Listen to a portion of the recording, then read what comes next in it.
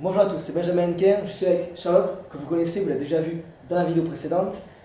Comme vous avez été nombreux à nous contacter pour faire cette vidéo donc sur la découverte du parcours, eh bien on va la faire tout de suite. J'aimerais te remercier d'être là justement pour nous en parler et pour nous expliquer comment faire les choses justement et comment en fait nous allons mettre en place ce parcours. Juste avant, j'aimerais répondre à une question qui a été posée, c'est est-ce qu'il faut échauffer les enfants ou non? Alors, pour explication, souvent on dit que les enfants, il ne faut pas les échauffer parce que dans la cour de récréation, en fait, ils courent tout le temps, etc., ils tombent, tout ça. Il y a deux choses qu'il faut comprendre. L'échauffement, c'est pas juste faire monter au niveau, on va dire, respiratoire, donc tout ce qui est cardio, en fait. Pour dire ça, les choses très simplement, un enfant va courir, il va avoir du mal à respirer forcément à force parce qu'il s'essouffle. Mais ce n'est pas un échauffement. Un échauffement, on peut parler aussi d'échauffement articulaire. Quand on leur fait faire ça, c'est échauffement articulaire. C'est pas en courant qu'ils vont s'échauffer les articulations. C'est pour ça, justement, que souvent, quand on fait de la gym et tout ça, on dit qu'il faut les échauffer. Mais souvent, ils font courir. Donc, peut-être ça peut être intéressant, mais c'est pas trop ce qu'ils vont travailler, en fait.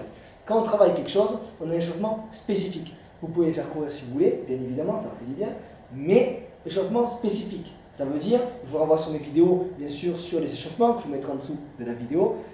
On part du haut du corps et on descend jusqu'en bas. Tout ce qui est le cou, et bien sûr, c'est pas ça. Non, d'accord, c'est des mouvements qui vont être vraiment différents et je vous invite à voir la vidéo pour en parler.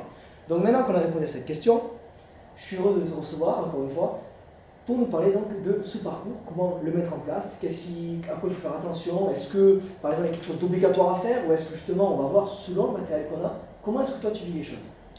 Donc tout d'abord, merci à toi pour cette vidéo et de cette question. Donc moi je pense que tu as tout à fait raison là sur le fait d'échauffer les enfants. Je pense que c'est important et donc on peut en effet les faire courir, etc. Ça c'est on va dire que c'est un bon échauffement. Mais il y a aussi donc, tout ce qui est en effet articulation. Et je pense aussi que faire ces échauffements là quand ils sont jeunes au début, je pense que c'est aussi en fait ça va leur permettre de faire ça toute leur vie entre guillemets. De ne pas oublier l'échauffement plus tard quand ils seront plus grands, que ce soit à 15 ans, que ce soit à 20 ans, que ce soit à 30 ou 40 ans. Je pense que si on les éduque tout d'abord, de l'avoir fait petit, enfant, je pense qu'après on n'oublie pas et l'échauffement c'est quand même le plus important pour éviter les blessures, etc. Sur la découverte du corps, parce qu'il y a des compétences à l'école qui sont la découverte du corps, la découverte de soi. Après il y a bien sûr les éléments moteurs et tout ça, psychoactif, il y a vraiment beaucoup de choses, mais c'est vrai que c'est important ce que tu dis, ça les prépare, l'école les prépare à tout ça. Et en tant qu'enseignant, vous devez donc, même en tant que parent, parce qu'on va faire découvrir ces sports-là, vous pouvez justement, notamment les enseignants, travailler ces compétences-là. Compétences qui sont bien sûr dans le livret scolaire que vous leur donnez en fin d'année et au trimestre, mais aussi dans toutes ces compétences que vous devez développer tout au long de la scolarité. Donc nous justement nous avons travaillé ça et je remercie tout de suite Drancy, dans la ville de Drancy dans le 93 en France, de nous avoir reçus dans un gymnase d'une école, l'école publique, pour justement travailler ça avec 30 élèves de CPCE1 qui avaient donc 6 à 8 ans. Ayant vu en fait la différence entre la France et les États-Unis, je pense que nous on est trop dans les professeurs, etc. Enfin, pas les professeurs, mais je pense que l'éducation en fait française est trop dans les compétences et dans il faut faire ça, il faut que ce soit super carré. Voilà. Aux États-Unis en fait c'est différent, on éduque les enfants différemment. Déjà on les éduque un peu plus positivement. Et donc on les échauffe même avec des étirements, que ce soit au début ou à la fin de l'entraînement en fait. Même au début, en France, on ne le fait pas.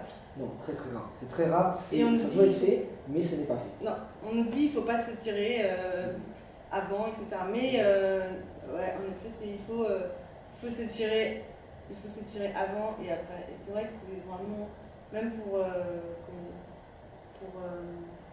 la révolution, même tout simplement. Ce que tu disais, c'est pour leur apprendre tout ça, c'est l'apprentissage qui sont de la vie. Tu leur apprends. Avant de rentrer dans tous les débats, les controverses, les étirements, tout ça, c'est même ça, ils sont enfants, ils sont jeunes, et c'est là tu leur apprends justement cette notion d'étirement, cette notion de soin de son corps, de s'occuper de son corps. Voilà, donc c'est vraiment très très important ce que tu dis. Et c'est important que vos enfants, vos élèves le vivent. Vous leur apprenez à devenir des hommes, des femmes responsables, mais responsables aussi de leur corps, de leur vie. Pas juste responsables dans leur travail, dans tout ça. Non, concrètement, donc les compétences, mais des compétences de vie saines, justement, qu'ils apprennent à se découvrir. Exactement. Donc là, on va pouvoir parler du parcours. Oui. Qu'est-ce que c'est le parcours? En fait, c'est un concept de franchissement d'obstacles, que ce soit dans la rue, sur les toits, on en voit souvent sur les toits de Paris, Donc ça a été créé dans les années 1990 par David Bell. Et en fait, aux États-Unis, on a l'impression que ça vient des États-Unis, parce qu'aux États-Unis, il y a. Oui, c'est ce qu'on me dit, il y a des États-Unis. Voilà, mais pas du tout, c'est français. D'accord. Et en fait, aux États-Unis, il y a beaucoup de salles comme ça de parcours, en fait, parce qu'il n'y en a pas beaucoup en France. Parce qu'en fait, commencer en fait, dans la rue, c'est un peu compliqué, parce qu'on a peur de se faire mal, en fait, de se blesser, etc.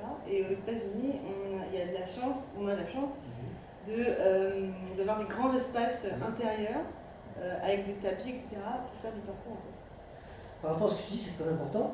Justement, les enseignants, certains m'ont contacté en me disant que le parcours et tous les sports un petit peu comme ça sont pas forcément interdits, mais très déconseillés, parce qu'on va se faire mal. Mais concrètement, nous, on l'a fait, personne ne s'est fait mal, tout le monde s'est régalé, il n'y a pas eu de souci, parce qu'on a bien sûr pris des précautions avant. Mais donc, concrètement, c'est faisable. On peut le faire avec des élèves. C'est possible. Tout à fait, parce que de toute façon, si on dit que ce parcours, on va se blesser, en fait, on ne fait pas de sport. Dans le judo, on peut se blesser, dans la danse, on peut se blesser. En courant, quand ils courent dans la cour, ils se blessent. Ils se blessent plus dans la cour que nous en faisant du parcours. Voilà, donc franchement, si on dit que ce sport-là, on peut se blesser, il est déconseillé. Essayez, moi je pense. Essayez-le. On va justement expliquer tout ça, mettre aussi des photos, vous allez voir, qu'on vous transmettra sur nos sites et nos réseaux sociaux, vraiment pour voir concrètement comment vous pouvez faire les choses. Bien sûr, je vous invite aussi à continuer à la suivre, que ce soit sur ces réseaux ou sur mon site aussi. Vous verrez que vous avez déjà les articles au niveau du sport et des enfants. Tu pourras aussi proposer bien sûr des activités à faire par rapport aux photos qu'on va vous transmettre. Donc vous verrez vraiment beaucoup de choses intéressantes. Et moi, je vous invite, toi aussi je pense, à tester. Vous testez, vous verrez, les parents vont adorer, les enfants vont adorer. Vous, en tant qu'enseignant, vous allez aussi vous régaler, parce que franchement, il faut avouer, vous allez le faire vous aussi, parce que c'est génial. Ramper, tout ça et tout, vous allez voir, c'est top, sauter des choses et tout.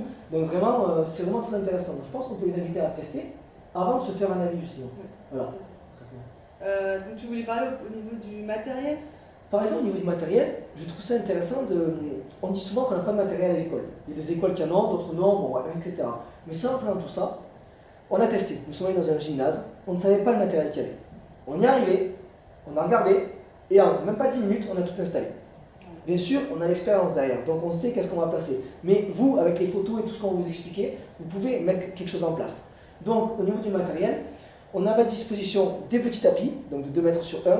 On avait des gros tapis de gymnastique, ou d'escalade, tu sais, quand on tombe dessus. On avait des plinths, donc vous savez, c'est des gros blocs comme une table en fait, mais des blocs, pour grimper dessus, tout ça. On avait quoi? On avait des poutres, des tapis moyens, on avait voilà, un petit peu de tout. Et donc là, il a fallu créer quelque chose. Donc comment est-ce que tu as réfléchi à ça de nous?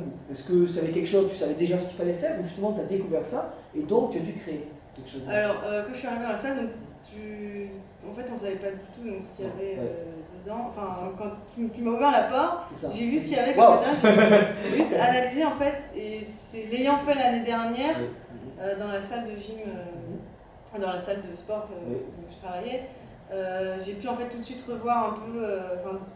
En fait, en 5 minutes, en 3 minutes, il faut être assez réactif. Alors qu'il n'y avait pas le même matériel, bien sûr. Et il n'y avait pas le même matériel. C'est important.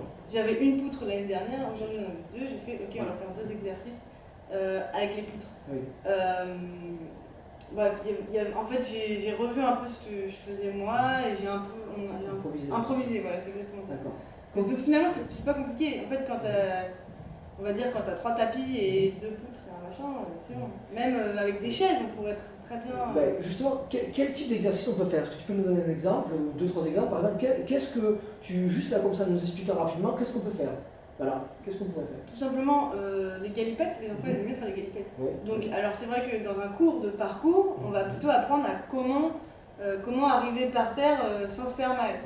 Donc, voilà, tout à fait. Donc la progression, ce sera de faire tout d'abord une galipette simple et ensuite on pourra apprendre aux enfants à comment retomber par terre sans se faire mal en utilisant le bras bien placé, etc.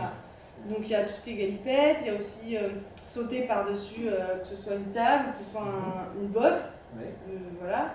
Ensuite, si on met 2 box l'une au-dessus de l'autre, tout à fait, il peut essayer de grimper dessus. Il y a plein de choses à faire en fait, il suffit selon à chaque fois C'est assez créatif, selon ce qu'il y a. Les poutres, je me rappelle, on a mis des poutres sur. Tu l'as surélevé sur. Je sais pas comment ça s'appelle, une sorte de comme un bossu un petit peu, mais c'est une sorte de tapis qui était comme une boule un petit peu, bref. On a mis la poutre au-dessus, moi j'ai mis d'un côté sur le tapis, donc c'était surélevé, et tu as créé un exercice, il fallait qu'il rentre dessous le plus vite possible, et puis repartir. Il y a vraiment plein d'exercices. Voilà. C'est génial. Et même si vous avez une corde à sauter, c'est ce que je faisais l'année dernière parce que la poutre était vraiment trop basse. Je sais plus comment j'ai installé. Ah oui, tu poses une corde. Non, j'avais installé la corde. Ouais, voilà, j'avais installé. J'avais 3 cordes. Donc c'était une corde que j'avais réussi à bloquer en hauteur en fait. Enfin, ouais, voilà, en hauteur. Et en fait, il passait en dessous. Après, il y avait une autre corde qui devait passer au-dessus. Enfin, tout simplement. Corde, ficelle. Dans les écoles, vous avez forcément des cordes à sauter ou c'est presque sûr. Sinon, de la ficelle. Vous avez, bon, c'est sûr, c'est moins joli, on va dire. Mais c'est pas grave. De la ficelle, passer sous des tables. Là, on a une table. Passer sous des tables. Il y a tellement de choses qu'on peut faire. C'est pour ça que le parcours, moi, ça me passionne. Parce qu'à l'école, vous pouvez le faire. Et c'est pas de la musculation, c'est pas un truc athlétique, on peut se faire mal. On peut, bien sûr, en parcours, faire du haut niveau. Mais c'est pas la même chose. On peut toujours faire plein de choses à haut niveau et niveau débutant. Et les enfants, ils se régalent.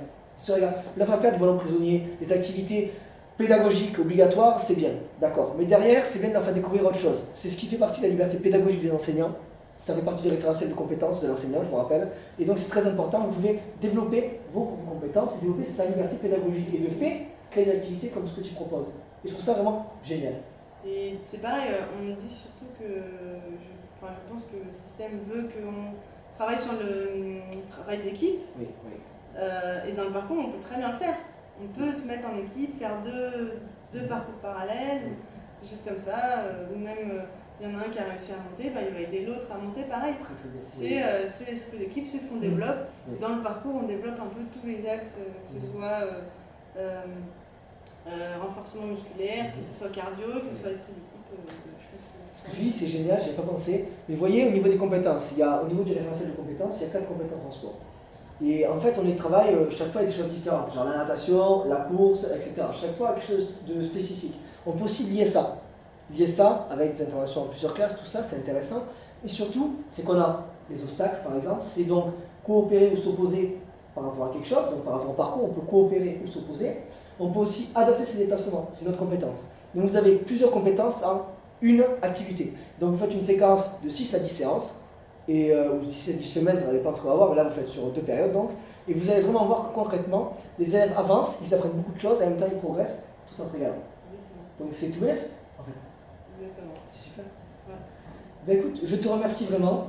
Je vous invite bien sûr à voir toutes les photos, vidéos, tout ce qu'on va vous proposer en plus, qu'on mettra en dessous de la vidéo, et aussi sur la vidéo, on va vous rajouter des liens très importants, parce que ça va vous permettre de mettre ça concrètement en place. Et nous vous invitons aussi bien sûr à nous envoyer, nous contacter par mail ou sur nos réseaux, nous envoyer vos propres séances, ce que vous avez fait. Nous serons très enchantés de les recevoir, de les commenter, de vous conseiller un petit peu s'il y a besoin, et bien sûr aussi d'intervenir. Bon, moi, c'est en France, toi, c'est sans doute aux États-Unis, mais des fois tu viens en France aussi, pourquoi pas? C'est possible, tout est possible. Et ce qu'on disait dans une ancienne interview aussi, je vous invite à la voir en dessous de la vidéo, ça fera un nouveau lien, où tu expliquais justement la notion de possible et impossible, qu'on peut tout réussir quand on veut. Et c'est pareil dans la vie, c'est ce qu'on donne à nos enfants, à nos élèves, à vos enfants. Voilà, c'est vraiment ça qui est important. Aux personnes qui nous entourent, on leur dit que c'est possible. Et toutes ces vidéos-là qu'on fait, tout le parcours que tu transmets sur tes réseaux sociaux, le lien sera aussi en dessous de la vidéo, tout ce que je vous explique aussi, tout ce bonheur, cet épanouissement, cette force qu'on vous transmet, c'est aussi parce qu'on l'a vécu, on sait que c'est difficile, on est en train, excusez-moi le langage, mais de galérer encore aujourd'hui, parce que c'est dur, c'est la vie. Mais on galère parce qu'on est en train de vivre nos rêves. Et c'est ça qui permet aussi justement d'être heureux tout simplement. C'est vrai, c'est dur, mais c'est parce que c'est dur qu'on est heureux aussi. Ça serait facile, on ne serait pas là où on en est. C'est grâce aux efforts qu'on devient fort. Tu es d'accord avec ça? Oui. Super. Merci beaucoup. Écoute, merci à toi encore une fois d'être venu, d'avoir partagé tout ça avec tout le monde, de t'être investi. Je suis vraiment très heureux de travailler avec toi. C'était une très belle expérience et c'était vraiment une très belle après-midi que j'ai passée avec 30 élèves. Ça change. Plein souriants et avec une grande envie d'apprendre. Ouais, on conclura sur ça. C'est, vous voyez, une grande envie d'apprendre, une motivation. Moi, j'ai vu les enfants, ils étaient surexcités. Voilà, ils se sont régalés, aucun s'est fait mal. Ils ont tous essayé de surmonter les épreuves, en fait, justement. Et des choses que, par exemple, quand j'ai dit là, on va pas y arriver. Et tu m'as dit, on va voir, on va essayer. Et finalement, certains ont réussi de faire même pas des dire, choses. on va voir. Oui, tu m'as dit, Je me dis, on y va. C'est ça, en plus, c'est vrai. Et c'est vrai que, en fait, voilà, ils l'ont fait. Et même moi qui connais ces élèves, je pensais pas. Et je suis épaté. Je savais qu'ils allaient surpasser, mais je pensais pas autant. Le parcours, c'est vraiment passionnant. Je vous invite vraiment à le mettre en place. Merci encore. Merci à toi. Bonne fin de journée.